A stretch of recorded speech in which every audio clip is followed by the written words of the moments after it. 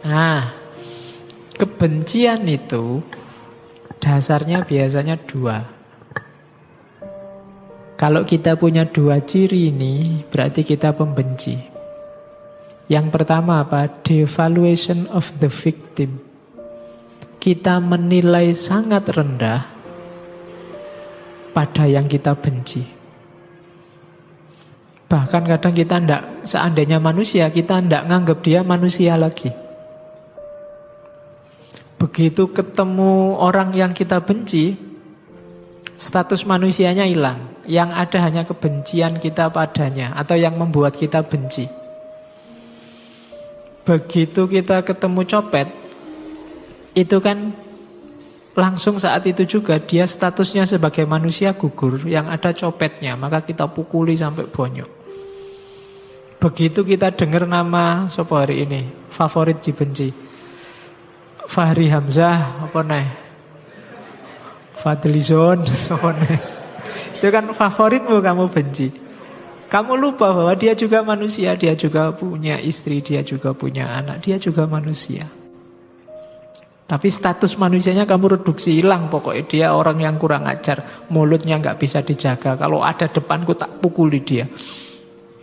Devaluation of the victim.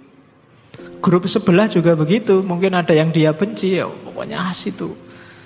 Devaluasi. Itu menunjukkan bahwa jiwa kita jiwa kebencian yang sedang dominan.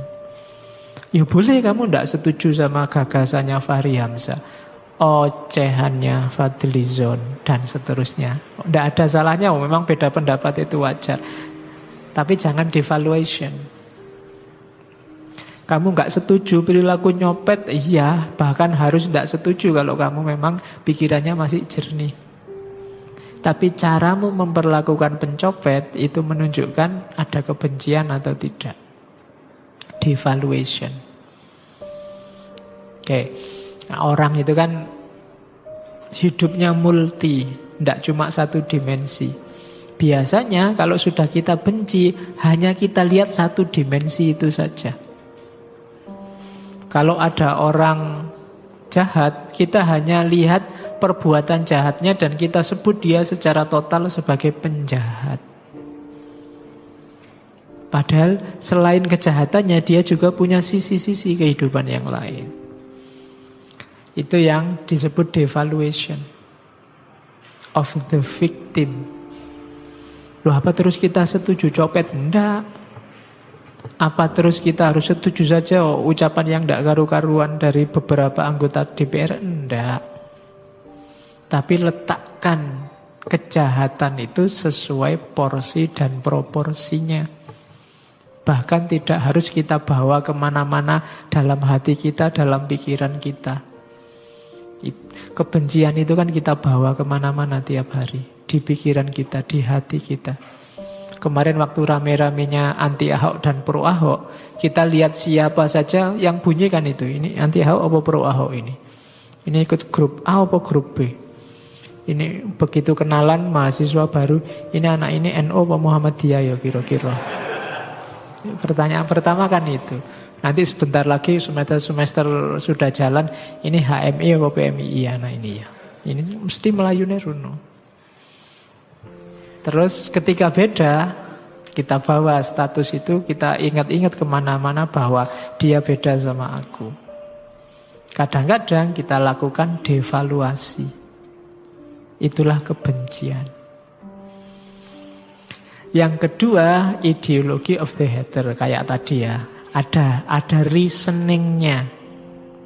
Reasoningnya itu apa? Ideologi itu tadi. Kenapa sih kalau dia NU atau kenapa sih kalau dia Muhammadiyah? Terus kamu jawab, lu kan yang benar itu gini loh Pak, bla bla bla bla, dan seterusnya. Itu ideologi of the hater.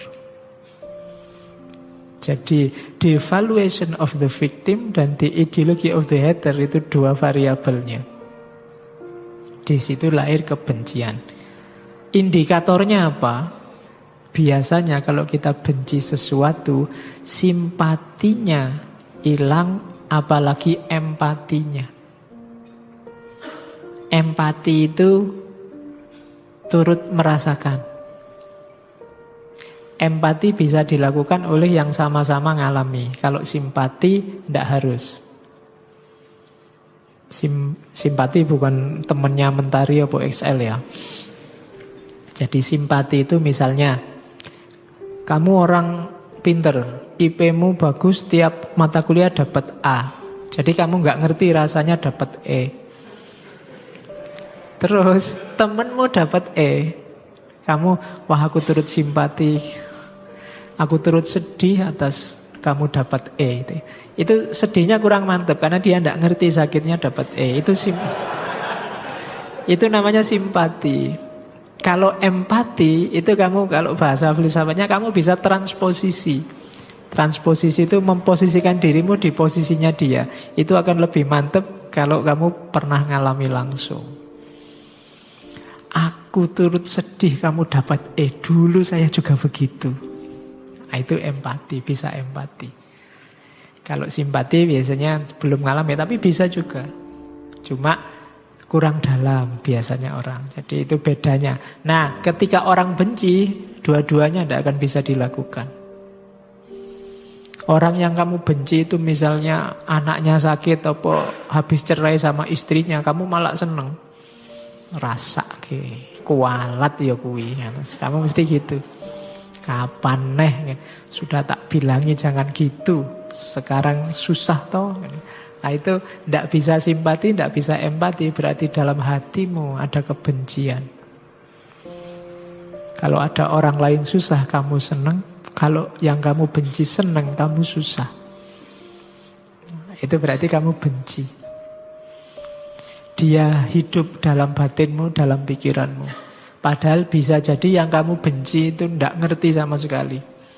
Kamu capek-capek benci, dia tidak kenal kamu, siapa kamu, orang mana, hubunganmu apa, nggak tahu dia. Tapi kamu tiap hari mikir terus terhadap dia. Makanya bagi banyak orang, benci itu bukan lawannya cinta. Bahkan ciri-cirinya sama. Orang jatuh cinta dan orang benci itu sama-sama tidak bisa tidur mikir dia.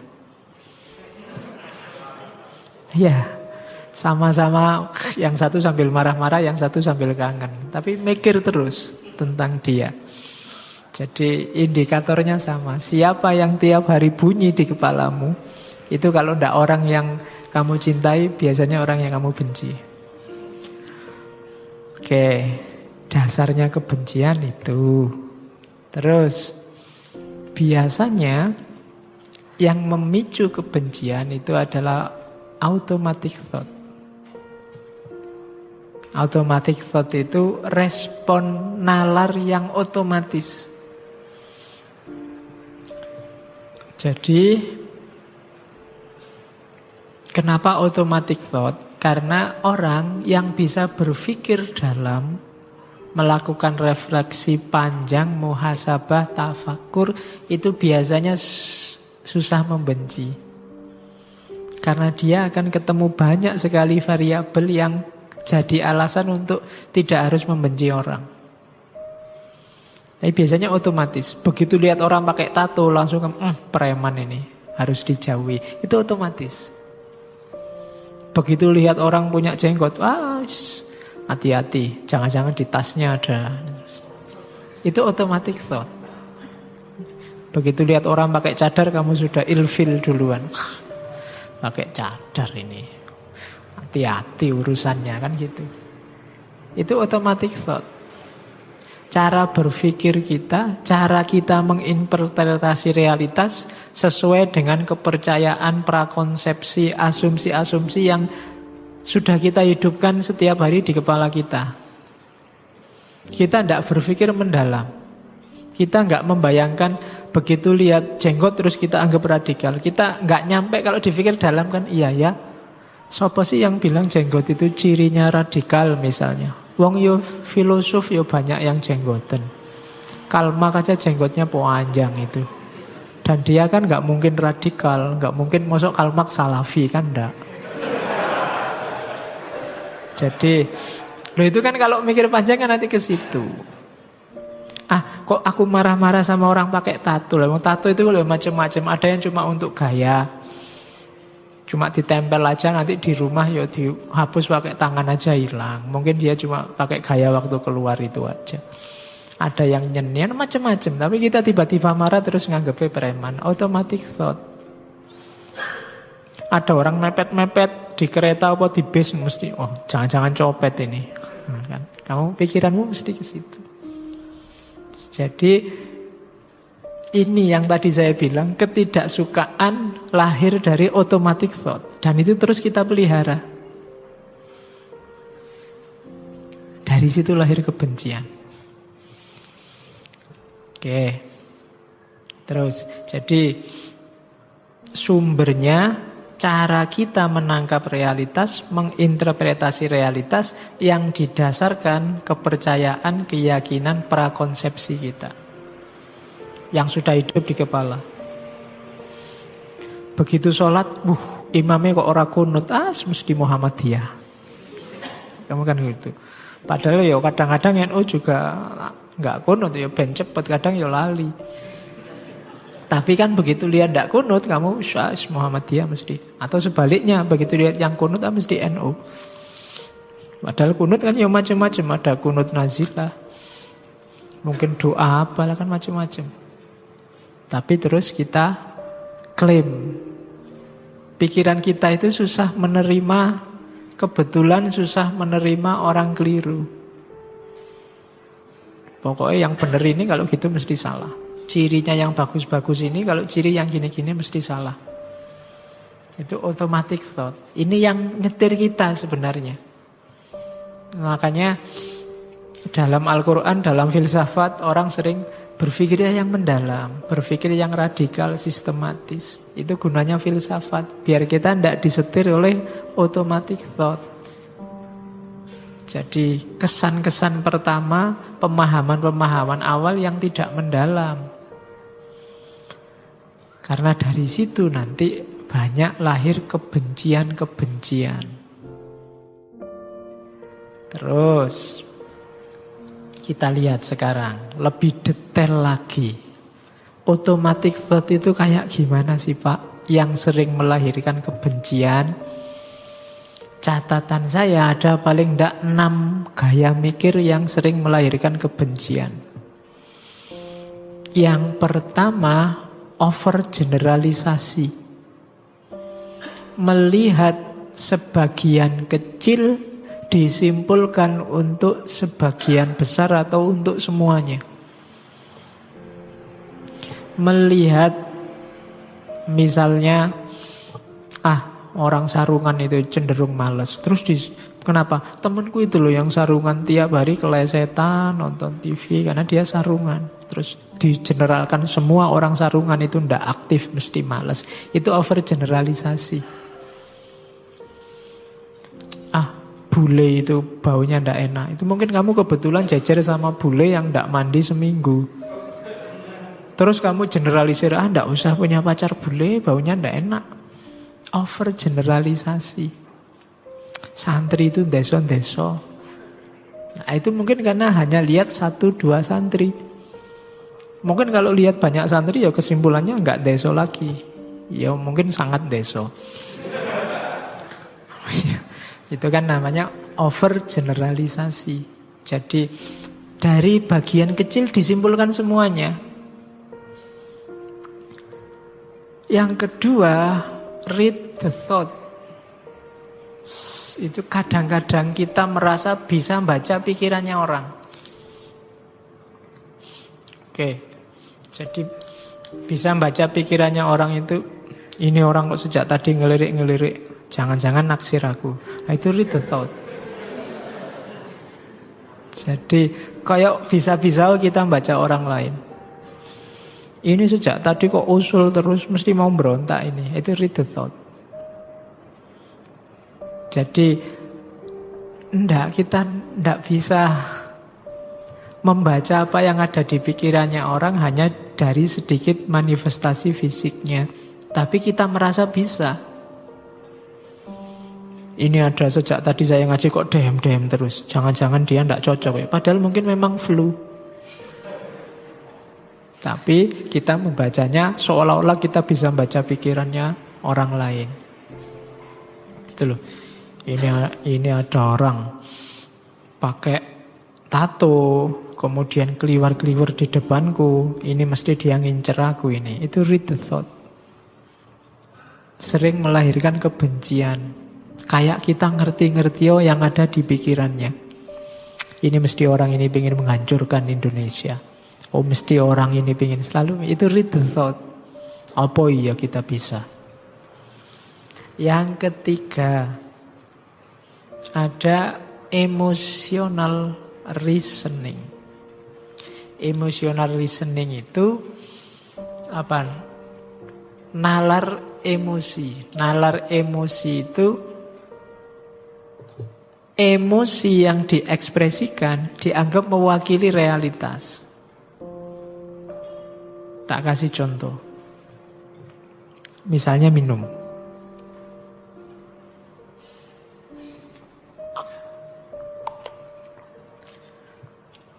Terus saya bilang, kok gak enak gini tehnya ya.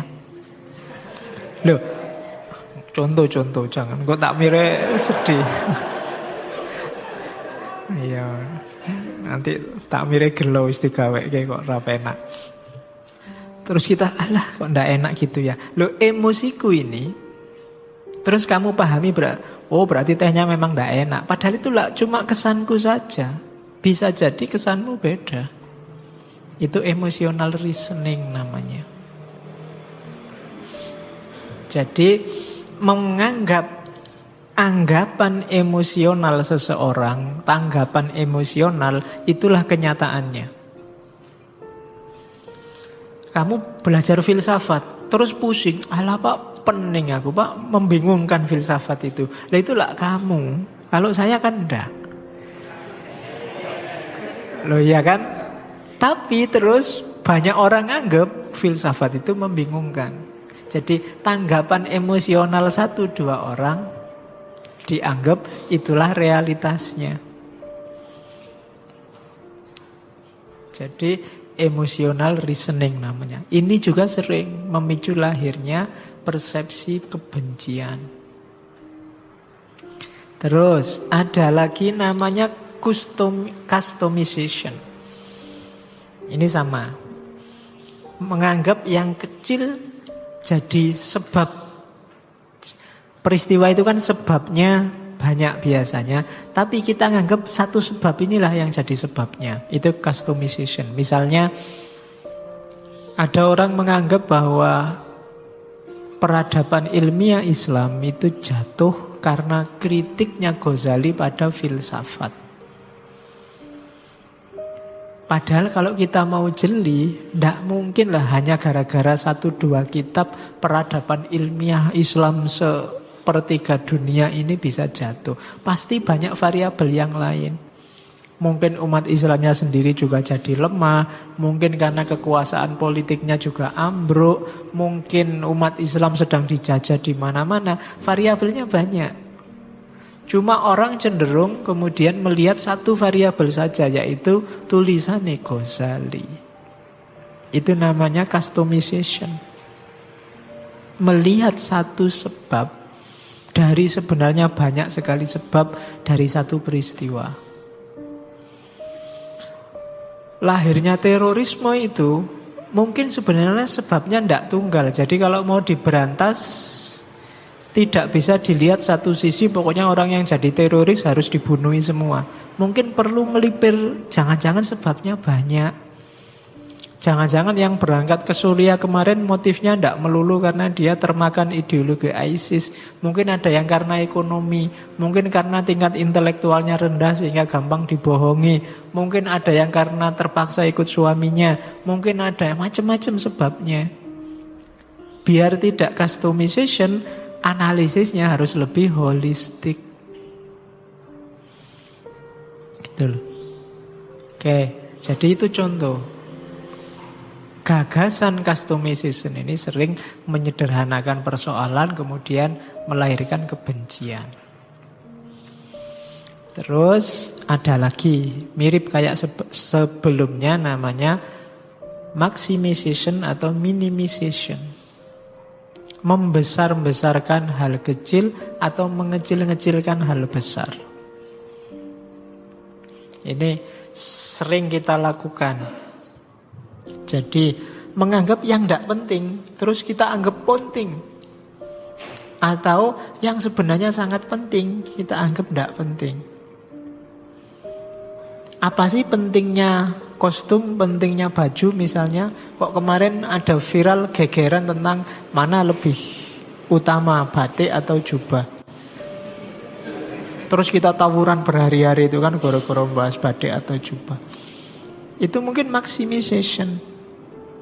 Atau jangan-jangan kita sering juga minimization. Ini penting loh, tapi terus bagi kita tidak penting makanya terus tidak viral. Kita harus jeli. Cara berpikir ini juga sering melahirkan kebencian. Ada juga yang catastrophic thinking. Biasanya orang yang gampang panik. Catastrophic thinking itu orang yang sebenarnya itu sepele sekali, tapi bagi dia luar biasa. Orang yang katastrofik itu biasanya hal-hal kecil membuat dia panik luar biasa. Misalnya, kalau di situ tak kasih contoh, ibu-ibu itu sekarang sedang fobia kena kanker, kena apa gitu kan. Mungkin ada yang ngecek meraba dadanya, loh kok ada benjolan ini? Belum periksa, belum apa. Waduh, jangan-jangan kena kanker aku. Waduh, kena kanker berarti sebentar lagi mati aku. Waduh, tiap hari terus. Jadi sudah stres kayak orang mau mati. Itu catastrophic thinking. Tiba-tiba mungkin ya, ada santri ngaji, tiba-tiba pakai cadar. Belum ada yang ini. Misalnya, mungkin karena pilek atau apa terus pakai cadar. Kamu yang agak fobia dengan itu dulu, kok ada yang pakai cadar? Wah, ini sudah disusupi garis keras ini. Wah, terus kamu gelisah luar biasa, ndak kerasan ngaji. Terus ini harus sudah mulai dibubarkan ngaji ini, sudah jadi radikal ini ngaji ini. Cuma gara-gara lihat satu teman putri yang pilek terus pakai cadar. Padahal dia cuma pilek biasa, misalnya. Itu catastrophic thinking. Gampang panik. Tiba-tiba ada temanmu kos, ada kamar kosong sebelah, tiba-tiba yang nyewa kos-kosan itu orangnya jenggotnya panjang, pakai jubah. Oh, kamu panik mikir ndak karu-karuan. Jangan-jangan ini sebentar lagi ngerakit bom, terus kos-kosanku dibom misalnya. Itu catastrophic thinking. Gampang panik. Gitu loh. Pikirannya panjang. Ada temennya satu wisuda, waduh jangan, kok aku belum ya, wah kalau nanti jangan-jangan aku tinggal sendiri nggak lulus-lulus, waduh nanti kuliahnya ikut sama adik kelas, waduh udah pikirannya, sumpah karepe dhewe. Itu catastrophic thinking. Ini juga sering melahirkan persepsi kebencian. Jadi hati-hati dengan 6 gaya mikir ini. Overgeneralisasi, read the thought, merasa bisa membaca pikirannya orang padahal ya bukan peramal, ya kan? Emotional reasoning, tanggapan subjektif dianggap mewakili realitas. Itu emotional reasoning. Customization, satu sebab dianggap mewakili semua sebab. Maximization atau minimization, hal penting yang dianggap tidak penting, atau sebaliknya hal tidak penting yang dibesar-besarkan dianggap penting. Dan yang terakhir, catastrophic thinking. Untuk menghindari ini tetap solusinya berpikir hati-hati, sistematis dan dalam. Biar tidak gampang ketipu, tidak kesusu komentar. Kalau ada yang masih belum jelas benar, dicermati dulu duduk persoalannya. Hari ini kita terlalu agresif komentar, sehingga masalah yang biasa jadi luar biasa, akhirnya yang penting-penting kelewatan. Umatnya nggak tambah cerdas, tambah pinter debat, ilmunya nggak tambah, kemampuan gegerannya yang tambah. Argumen sana dibawa ke sini, sini dibawa ke situ terus. Maka hati-hati dengan ini. Overgeneralisasi, read the thought, emotional reasoning, customization, maximization, minimization, dan catastrophic thinking. Terus hati-hati juga, mari kita lihat bagaimana orang yang benci terus melampiaskan kebencian itu merasa dirinya benar. Saya bilang tadi, kita sering tidak sadar loh kalau kita itu sedang benci, bahkan sedang membuli orang lain.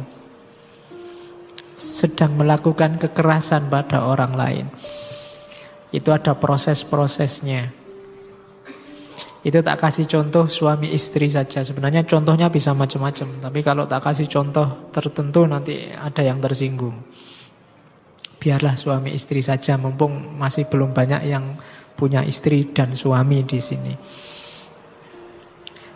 Jadi biasanya ya lahirnya kebencian dan kekerasan dan justifikasinya itu diawali dari event, ada peristiwa. Misalnya di situ ada peristiwa istri yang ngeritik suami.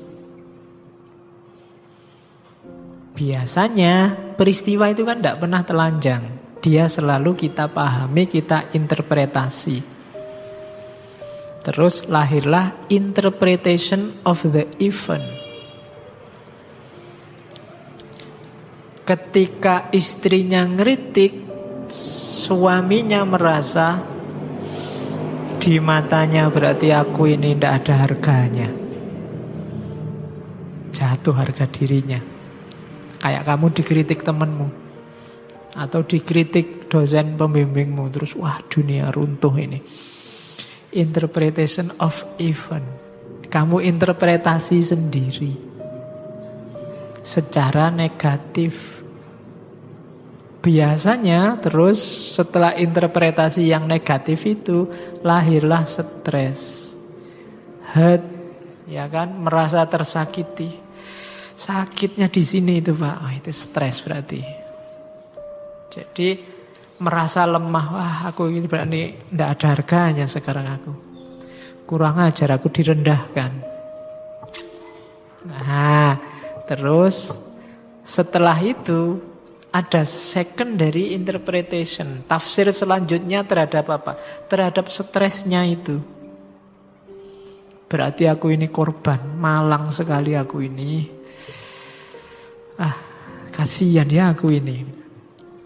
Itu secondary interpretation. Dari situ lahirlah kebencian. Marah. Ingin balas dendam. Awas besok. Hati-hati kalau butuh aku. Hostility. Iyalah sekarang aku kalah, tapi besok kalau ada kesempatan awas. Kapan-kapan butuh aku, ndak akan tak peduliin. Itu hostility. Setelah itu kan tadi sudah pengen balas dendam kan, itu artinya dia tahu loh kalau membenci dan balas dendam itu jelek. Tapi apa? Give himself permission. Oh tapi iya sih, benci dan balas dendam itu jelek. Tapi ini sudah wajar. Wong dia sih yang tidak sopan. Dia sih yang kurang ajar. Boleh sekarang aku balas dendam. Hakku sekarang balas dendam. Mata balas mata, hidung balas hidung. Give himself permission. Baru lahir action. Ya karena laki-laki ya istrinya terus dipukuli. Itu action, kekerasan. Dari kebencian lahir kekerasan. Kamu dikritik temanmu terus marah, akhirnya action. Barangnya kamu sembunyikan. Laptopnya kamu rusak dan seterusnya. Itu action. Dan menurut kamu salah dewe. Saya disinggung kayak gitu, saya disakiti sampai segitunya, ya rasake. Awas nanti pacarmu tak rebut misalnya. Contohnya ngono. Sah, no. Kenapa sah? Kamu menyakiti aku terus sih. Nah, itu give himself permission. Lah dia maki-maki kiaiku ya tak bales no. Kiainya tak maki-maki. Ndak dosa no aku. Kan dia duluan maki-maki kiaiku. Nah itu give himself permission. Seolah-olah kalau orang lain melakukan salah, boleh juga aku melakukan salah. Lah dia bikin fitnah terus ya. Kalau tak biarin, jatuh kita. Ayo kita bikin fitnah juga, biar sana juga jatuh. Imbang sudah pertarungannya. Nah, itu legitimasi kebencian. Dia maki-maki duluan ya Pak. Kalau kita nggak maki-maki, nanti skornya ndak imbang. Biar skornya imbang, saya maki-maki juga. Kan gitu. Kan ada kan hadis yang bilang ada orang yang maki-maki bapaknya sendiri. Terus sahabat bilang, apa ada Rasul orang maki-maki bapaknya sendiri? Ada. Kamu maki-maki bapaknya orang lain sehingga dia marah dan tersinggung. Terus orang lain maki-maki bapakmu. Itu sama dengan kamu sebenarnya sedang memaki-maki bapakmu sendiri. Hari ini kita banyak begitu. Dan kita merasa benar. Itu dilegitimasi kebencian. Karena lah dia duluan ya Pak. Dan di sana begitu dibalas, bikin lagi yang lebih dahsyat lagi. Kita juga, kalau gitu saya bikin lagi. Emangnya kalau cuma nipu aja siapa? Kita juga bisa. Hari ini kita berbalas kebohongan. Dalilnya bohong pada orang yang bohong itu sah. Ya kan? Kan ada kan yang bilang begitu. Jadi give himself permission. Biasanya pakai adagium sombong pada orang yang sombong. Itu sedekah. Cuma kita makainya di konteks yang tidak pas. Sehingga akhirnya yang terjadi ya memang kita benar-benar jadi orang sombong. Oke. Jadi coba dicermati ya, mana perilaku kita yang ikut alur ini. Jadi kita melegalkan kebencian kita, melegalkan kekerasan, bulian yang kita lakukan dengan alasan itu sah. Karena yang memulai bukan saya, dia duluan. Kita kan punya harga diri, kita kan punya status, masa dia lecehkan begitu saja? Nah, itu legitimasi kebencian. Nah, yang tadi proses-proses mentalnya. Sekarang kita baru masuk ke filsafatnya. Ya, ada beberapa filosof yang ngomong tentang kebencian. Malam ini saya cuma membawa Sartre. Yang dulu pernah ikut ngaji Sartre pasti ingat bagian ini. Istilah lainnya fenomenologi kebencian. Sartre dikenal sebagai filosof eksistensialis. Fenomenolog sebelum Sartre, Heidegger atau Husserl, itu tidak pernah nyinggung ini. Kalau bagi Heidegger atau Husserl, ya kita hidup bersama itu sifatnya faktisitas. Kita ya sudah faktanya hidup bareng, ya gimana lagi. Tidak pernah membahas modus hidup bersamanya. Nah kalau di Sartre, dia lebih jauh ngomong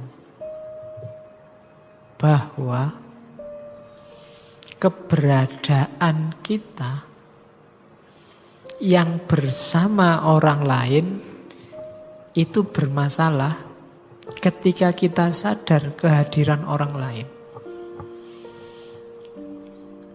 Yuk, mikirnya agak pelan-pelan. Ya. Ketika kita sadar ada orang lain, kehadiran orang lain ini bagi kita adalah ancaman. Katanya Sartre. Ancaman pada apa? Ancaman pada eksistensi kita, subjektivitas kita, keberadaan kita, dan sekaligus kebebasan kita. Misalnya, tak kasih contoh. Kamu di kamarmu sendirian, nyetel lagu dangdut keras-keras terus kamu joget-joget. Tiba-tiba temenmu datang, crek masuk. Apa yang kamu lakukan? Ada temen, musiknya cepet-cepet kamu matiin. Yang tadinya dangdut kamu ganti musik jazz apa musik blues apa musik rock. Gayanya yang tadi joget-joget kamu sekarang baca buku. Ada temen. Oh itu kan dahsyat sekali kan orang lain itu. Bikin kamu tidak bebas. Janjinya kamu pengen joget dangdut. Akhirnya nggak jadi. Akhirnya malah jadi baca buku biar tetap dianggap anak baik. Ya kan? Orang lain ini. Tadi waktu kamu sendirian, kamu jadi subjek, mandiri, bebas. Tapi begitu ada orang lain, sekarang posisimu ganti, tidak lagi subjek, kamu jadi objek. Di balik tatapan mata orang lain. Begitu dilihat, waduh. Orang lain kan kamu begitu dilihat orang kan kamu jadinya, waduh, jangan-jangan ada yang salah nih dalam diriku. Harusnya aku ngapain ya kan gitu. Dulu waktu ngajinya cowok-cowok mungkin pakai bajunya sakarepmu dhewe, nyari baju jelek, kaos oblong juga ndak apa-apa, santai aja. Begitu banyak putrinya, kamu kan berubah sekarang.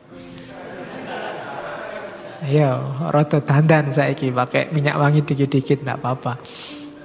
Nah, itu kan orang lain mengancam jati dirimu artinya. Kehadiran orang lain membuatmu dari subjek sekarang jadi objek. Kamu enggak bisa bebas lagi sekarang. Kamu disetir oleh subjek. Posisimu enggak lebih kayak barang katanya Sartre.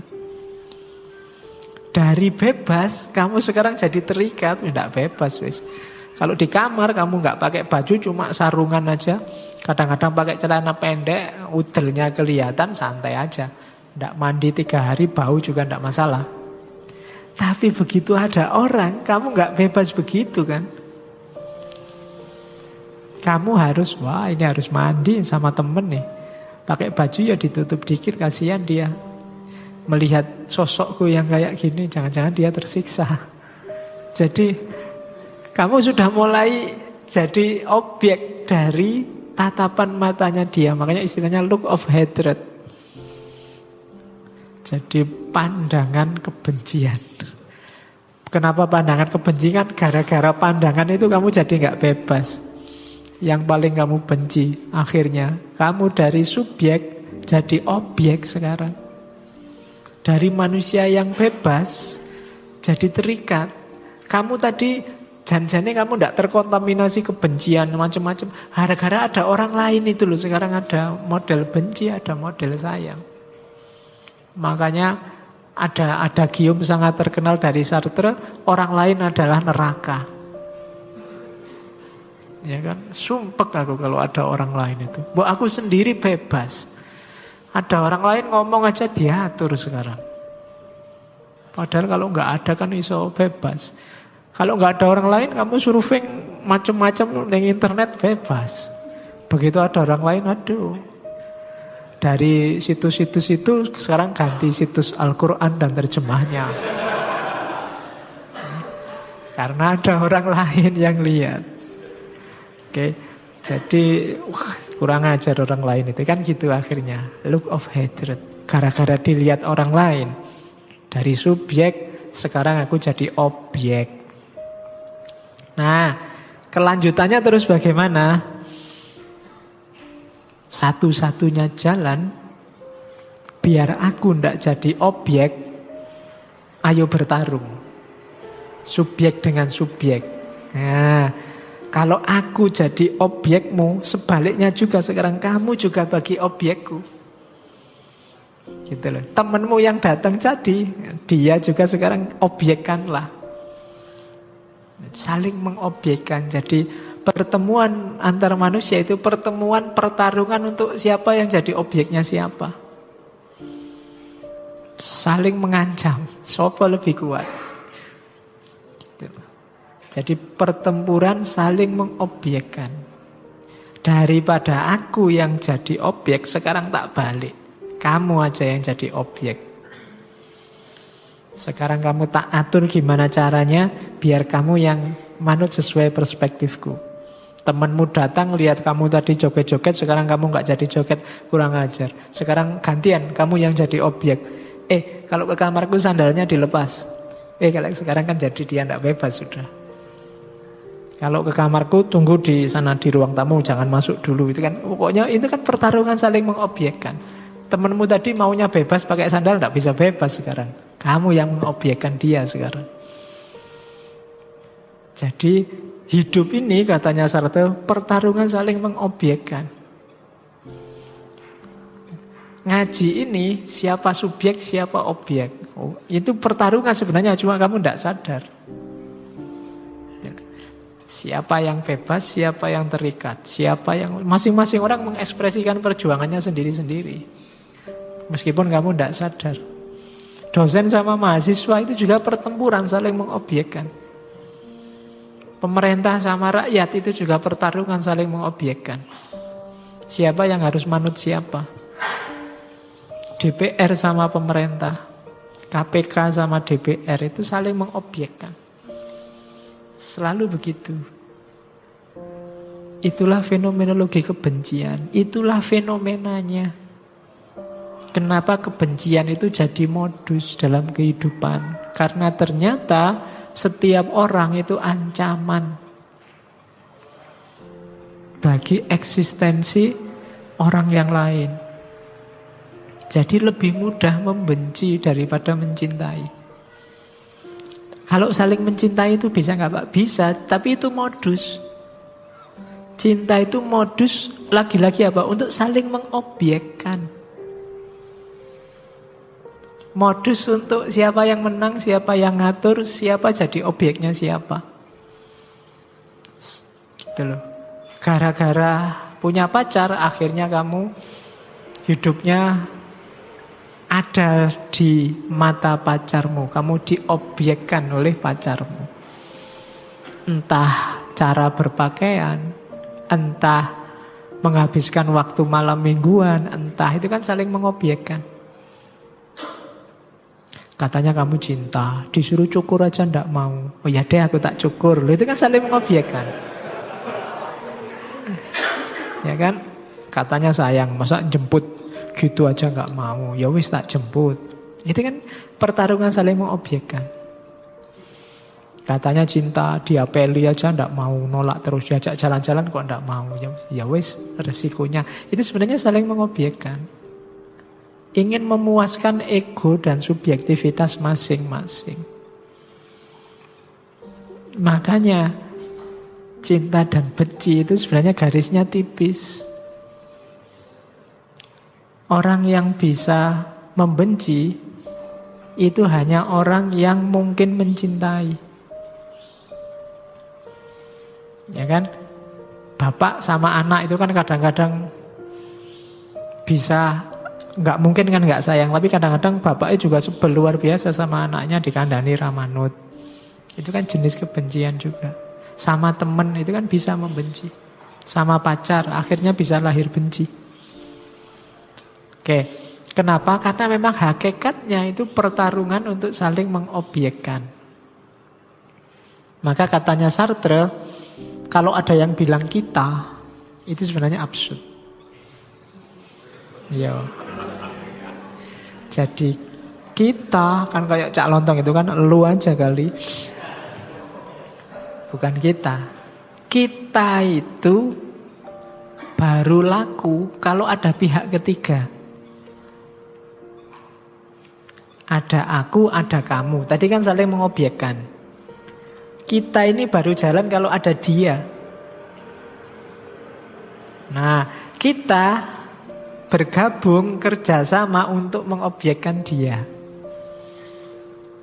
Kita itu jalan kalau ada musuh bersama namanya dia. Kalau enggak, kalau hanya berdua, itu ceritanya bukan lagi kita. Sebenarnya kita saling menaklukkan, aku dan kamu. Jadi aku dan kamu tidak selalu menghasilkan kita. Ada kita atau kami itu kalau ada pihak ketiga. Ngomong kita itu kan selalu keluar, bukan sama yang di sebelah kita. Jadi kalau kita berdua sama ada orang lain itu kan, gini loh Pak, kita kan selalu itu. Jadi selalu ada pihak yang lain. Jadi tidak pernah kita itu kalau cuma aku dan kamu. Harus ada dia, baru ada kita. Dan kita itu absurd. Karena apa? Karena ikatan kita itu terbatasi oleh orang ketiga ini. Kalau orang ketiganya tidak ada, akhirnya yang ada hanya aku dan kamu, dan kita bertarung lagi saling mengobjekkan. Kalau contohnya Sartre, kayak relasi juragan sama buruh sama pemerintah. Ketika pemerintah belum hadir, ya pertarungan hebat antara majikan sama buruh. Saling mengobjekkan siapa yang menang. Kapitalisme apa sosialisme. Tapi begitu pemerintah hadir, majikan sama buruh kerjasama ini. Dalam rangka apa? Melawan pemerintah. Biar nggak diatur macam-macam sehingga perusahaannya nggak bubar. Nah, begitu pemerintah sudah takluk, ini tarung lagi majikan sama buruh. Itu kalau di contohnya Sartre. Jadi kita itu absurd. Jangan percaya dengan kita. Iya, lu aja kali, bukan kita. Jadi termasuk cinta. Cinta itu akan kuat kalau ada musuh bersama. Berdua. Kalau tidak ada musuh biasanya gegeran dewe. Karena yang ada aku dan kamu. Kalau ada kita jatuh cinta, ini loh ada orang ketiga yang ganggu, yang sama-sama gak disukai, itu biasanya tambah kuat. Bapaknya tidak setuju, itu biasanya lebih kuat ikatannya. Mari kita lawan bersama, itu bapaknya lebih kuat. Tapi dibiarin aja, gegeran dewe mesti. Nah, kayak cerita Romeo and Juliet itu menurut saya keliru kalau ditentang oleh bapaknya. Kalau bapaknya nggak setuju, biarin aja, nanti mesti gegeran dewe. Kayak anak sekarang kan gitu, pacaran ben-benan, nanti lah gegeran dewe. Seandainya nikah kan nanti ya mesti gegeran dewe, ngurusi anak gegeran, nyari kerjaan gegeran, nyari itu gegeran. Itu hubungan aku dan kamu. Makanya sekarang artis-artis itu kan gampang cerai. Karena aku dan kamu saling mengobjekkan. Begitu yang satu merasa tidak bisa menaklukkan, atau yang satu merasa tidak cocok, ya terus cerai. Alasan cerai kan simpel, tidak cocok lagi. Iya kan? Itu kenapa? Itu pertarungan untuk saling mengobjekkannya tidak sukses. Masing-masing pengen menang. Oke, jadi itu Sartre. Ternyata kita itu absurd. Kita baru berfungsi kalau ada musuh bersama. Kemarin itu ada yang demo bareng-bareng ke Jakarta itu. Kenapa bisa kompak? Ada musuh bersamanya. Sekarang musuh bersamanya hilang. Tidak ada kita lagi. Ada yang diriin partai. Sekarang mulai gegeran. Terus tidak setuju. Bukan saya yang bikin partai itu. Tapi grup sana. Ini ada yang bela konglomerat. Itu tidak cocok. Bilang gegeran dewe. Kenapa? Musuh bersamanya sudah hilang. Kitanya tidak ada lagi sudah. Yang ada aku dan kamu sekarang. Nah, itu fenomenologi kebencian. Jadi Sartre ini kayak Thomas Hobbes yang bilang bahwa fitrahnya manusia itu negatif. Manusia itu selalu ingin memangsa yang lain. Jadi kalau dibiarin tanpa aturan, ya hasilnya mesti kacau. Kalau tidak percaya, sekarang hapus semua undang-undang, hapus semua aturan, besok mesti rusak. Contohnya gampang wis, jalan itu semua lampu merah dibuang, semua aturan dibebaskan, terserah mau mengemudi satu arah, dua arah sakarepmu, besok bubar itu jalan-jalan itu. Jangan dikira. Iya, kenapa? Katanya Thomas Hobbes, ya memang dasarnya manusia itu negatif sakarepe dhewe, pengen selalu mengalahkan yang lain, lebih enak dari yang lain, lebih unggul dari yang lain. Itu fenomenologi kebencian. Ada teori kebencian, ini nanti ngomong variabel-variabelnya benci. Namanya duplex theory of hatred. Yang punya teori Steinberg dari buku Psychology of Hate. Jadi silahkan dicari bukunya, dibaca. Ya nanti beberapa saya sebut di awal itu. Misalnya kebencian itu secara psikologis berhubungan dengan cinta, bukan lawan dari cinta. Karena lawannya cinta itu bukan benci tapi abai, cuek. Ya, cinta itu bukan lawannya benci. Orang benci sama orang cinta itu sama-sama perhatian. Sama-sama mikir. Meskipun dalam bentuk yang berkebalikan. Apa yang berkebalikan? Itu loh 3 hal itu. Yang pertama intimasi, yang kedua passion, yang ketiga komitmen. Orang yang benci itu berarti intimasinya lenyap, passionnya lenyap, komitmennya lenyap. Kebalikannya kalau orang yang cinta itu dia intim, passion, dan komitmen. Hilang salah satu yang ada kebencian. Kalau intimasinya hilang, nggak dekat lagi, yang lahir enggan, males ketemu. Kalau ketemu mesti gegeran. Sudah muak, sudah sebel, nah itu intimasinya hilang. Itu tanda-tanda benci pasti. Atau passionnya hilang. Kalau passionnya hilang itu alternatifnya 2, takut atau marah. Sudah nggak ada rasa lagi sudah. Itu passionnya hilang berarti. Sudah nggak mau lagi, deket aja ndak. Passionnya hilang. Dan yang ketiga, komitmennya hilang. Ketika komitmen hilang itu berarti apa ya tadi? Ada devaluasi.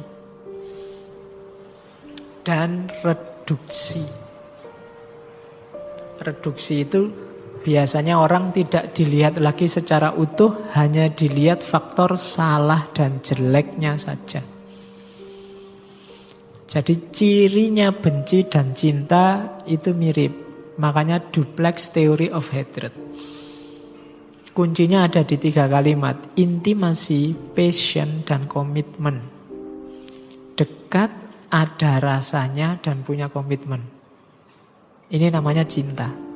Tidak dekat, tidak ada rasanya, nggak ngefek sama sekali, dan tidak ada komitmen.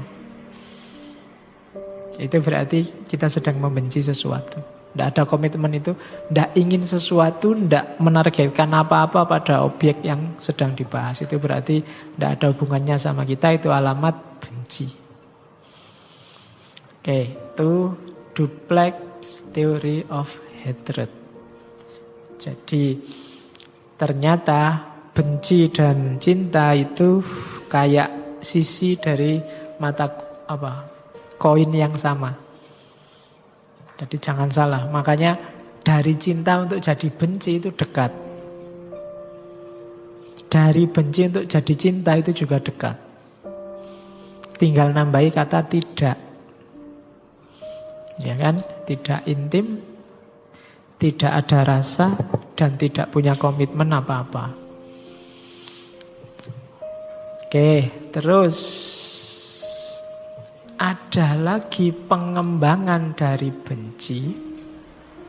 Kalau ini sudah masuk ke ranah hukum biasanya.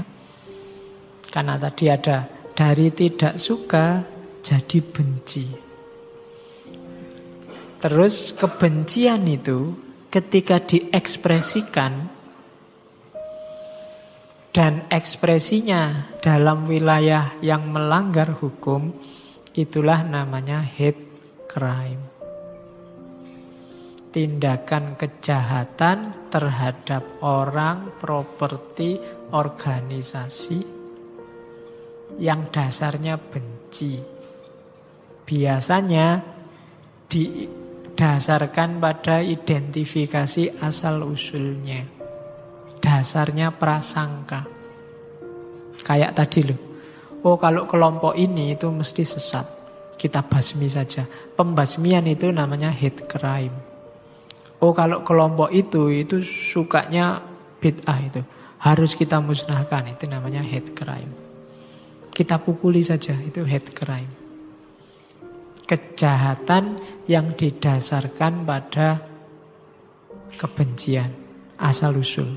Itu hate crime. Ada beberapa teori tentang hate crime. Yang pertama, strain teori. Ini gampang.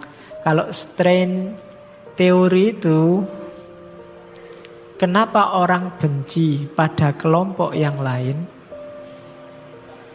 Itu karena orang merasa terancam stabilitas sosial, ekonomi, politiknya. Strain itu artinya ketegangan. Teori ketegangan. Jadi sebenarnya kata teori ini, orang itu tidak membenci orangnya, tidak membenci kelompoknya, tidak membenci grupnya. Cuma dia khawatir dan takut kemapanan ekonomi, kemapanan sosial, kemapanan politiknya terganggu. Contohnya, saya kasih contoh yang orang Afrika yang di Amerika, Afro-Amerika. Itu kan dulu mereka pendatang. Awalnya budak. Sampai hari ini mereka sering sekali mengalami diskriminasi oleh mayoritas. Sebenarnya loh, orang Amerika plural gitu loh, kok masih bisa diskriminasi. Karena memang bukan bedanya yang bikin mereka benci, tapi ketakutan bahwa jangan-jangan orang-orang ini nanti merebut sumber daya, merebut kemapanan, stabilitas ekonomi yang sekarang saya rasakan. Kita sudah enak-enak ya sekarang. Nanti kalau mereka datang, jangan-jangan pos-pos penting ditempati oleh mereka. Itu takut. Kita sekarang yang mayoritas ya, kalau kita biarkan yang minoritas berkembang, jangan-jangan posisi kita terancam nanti.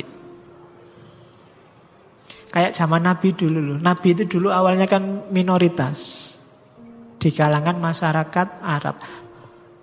Para kafir Quraisy itu sebenarnya tahu yang dibawa Muhammad itu kemungkinan benar memang. Cuma kalau tak terima minoritas Muhammad dan para sahabatnya, jangan-jangan kemapanan ekonomi kita, kemapanan politik sosial kita terusi oleh kehadiran Muhammad. Kita nanti nggak jadi pionir lagi, nggak jadi orang besar lagi, nggak jadi tokoh lagi.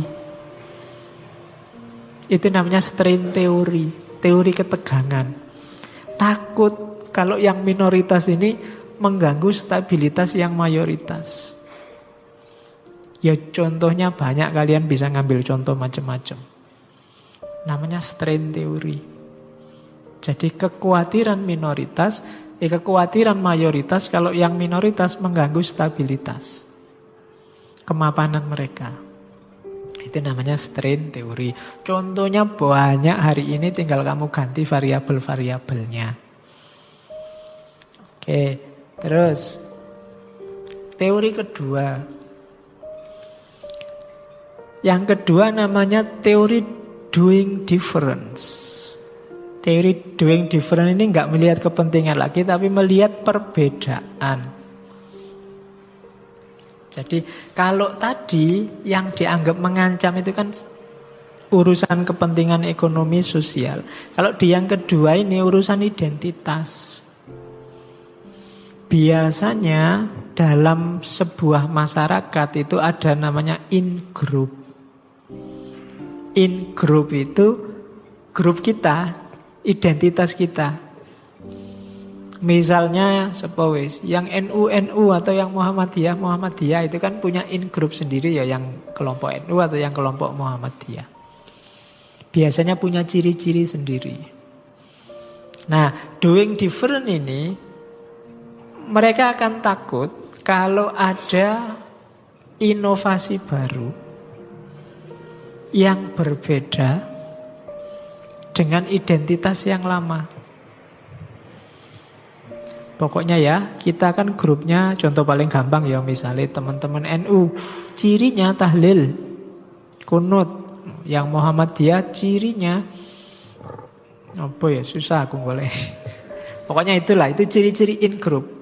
Nah ini mereka merasa kalau ada minoritas baru yang menawarkan ciri yang berbeda, yang merusak identitas in-group tadi. Dari situ lahir kebencian.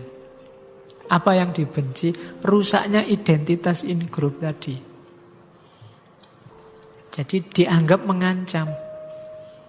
Harus dijauhi. Mereka itu sesat. Kenapa sesat? Tidak sama dengan ciri-ciri kita. Ciri-ciri kita itu kan ini bla bla bla bla. Karena mereka tidak sama dengan kita, maka mereka sesat. Harus dibenci, dijauhi, syukur-syukur dimusnahkan. Itu in group. Teori namanya doing difference. Lihat perbedaannya. Jadi ada teori strain, teori ketegangan, ada teori doing different. Siapa ngerti ada yang mau bikin tesis, apa skripsi, apa disertasi tentang kasus-kasus mayoritas, minoritas, dan kebencian. Oke. Terus. Ini namanya piramida kebencian. Ayo kita cermati ya. Yang kita benci apa? Jangan dibiarkan hidup. Kalau dibiarkan hidup akan semakin ke puncak. Piramida kebencian itu biasanya yang pertama diawali prejudice attitude. Prejudice attitude itu perilaku yang sebenarnya masih dalam persepsi.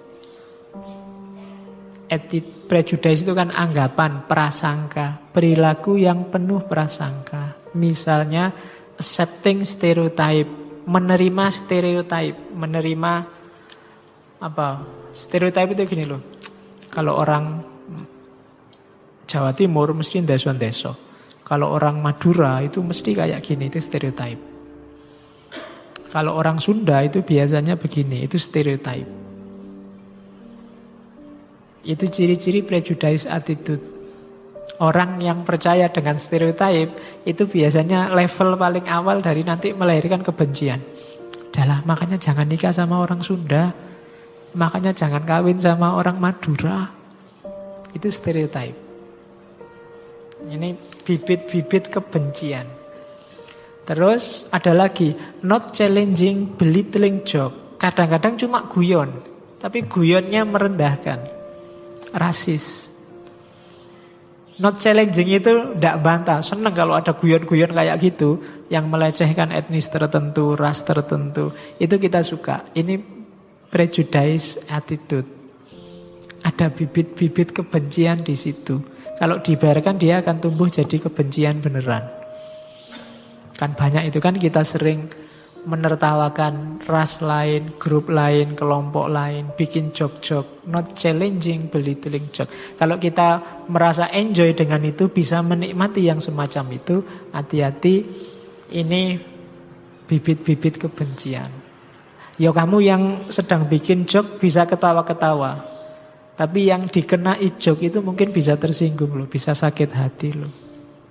Nah itu belittling joke. Atau scapegoat. Scapegoat itu mencela atau melecehkan orang karena identitasnya, identitas kelompoknya. Saya tidak suka anak itu karena apa? Dia dari Madura. Saya tidak suka anak itu, dia sekolahnya di Yaman, kelihatannya ada bibit-bibit. Itu namanya scapegoat. Itu bibit kebencian juga. Hati-hati dengan stereotip, joke-joke yang merendahkan, yang rasis, atau scapegoat. Kalau ini tidak kamu hati-hati, dia akan tumbuh jadi act of prejudice. Benar akan lahir prasangka kebencian. Name calling biasanya. Name calling itu cara manggil kita sudah merendahkan.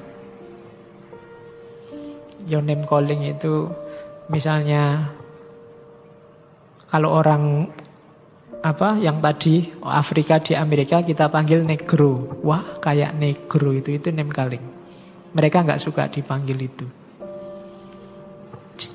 Jadi hati-hati dengan name calling. panggilan jelek, sebutan jelek kalau bahasa Arabnya lakob, wala tanabazu bil alqab, itu name calling.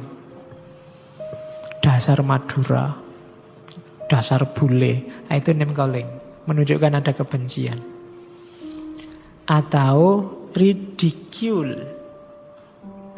Ridicule itu melecehkan. Atau social avoidance. Kita menghindar. Alah, ndak kumpul teman-teman yang kayak gitu, ndak kumpul anak dari grup sana, ndak kumpul orang-orang yang dari kelompok situ. Itu namanya social avoidance, menunjukkan ada kebencian. Atau telling, belittling jokes. Kalau tadi kita dengerin dan suka jok-jok yang melecehkan, sekarang kita sendiri yang bikin jok-jok itu. Kita sendiri yang dagelnya sangat rasis. Itu act of prejudice. Hati-hati. Dan social exclusion. Ada tadi kalau social avoidance itu kita yang menghindar. Kalau social exclusion itu kita yang ngusir mereka. Saya mau Pak ngaji ini, tapi kalau kemasukan orang-orang kulit hitam itu saya mending tidak ngaji. Itu social avoidance. Tapi kalau ada anak-anak hitam-hitam itu ngaji, saya usir Pak. Itu social exclusion. Itu menunjukkan level kedua dari kebencian. Kalau sudah masuk level kedua dan kita biarkan, pada akhirnya akan masuk ke level ketiga, discrimination. Lahir diskriminasi. Kalau diskriminasi kita biarkan, pada akhirnya lahir violence, kekerasan. Lewat kata-kata, lewat perbuatan. Kalau ini dibiarkan terus-menerus, pada puncaknya kebencian adalah pemusnahan. Kita singkirkan mereka, kita musnahkan semua yang kita benci. Perang. Habis-habisan. Itu piramida kebencian. Jadi hati-hati dengan ciri-ciri ini. Kalau ingin dunia ini tentram, jangan ada kebencian. Karena kalau kita pelihara, kebencian tadi kan dipelihara, dia akan semakin naik kelas, dan akan melahirkan bencana. Paling tidak bencana kemanusiaan. Semua kasus hari ini yang ada konotasi genosida, itu awalnya adalah kebencian. Dan itu sejak dulu, termasuk ketika Hitler ingin menghabisi semua orang Yahudi. Atau sekarang konflik Yahudi-Palestina, atau beberapa negara dulu. Itu genosida.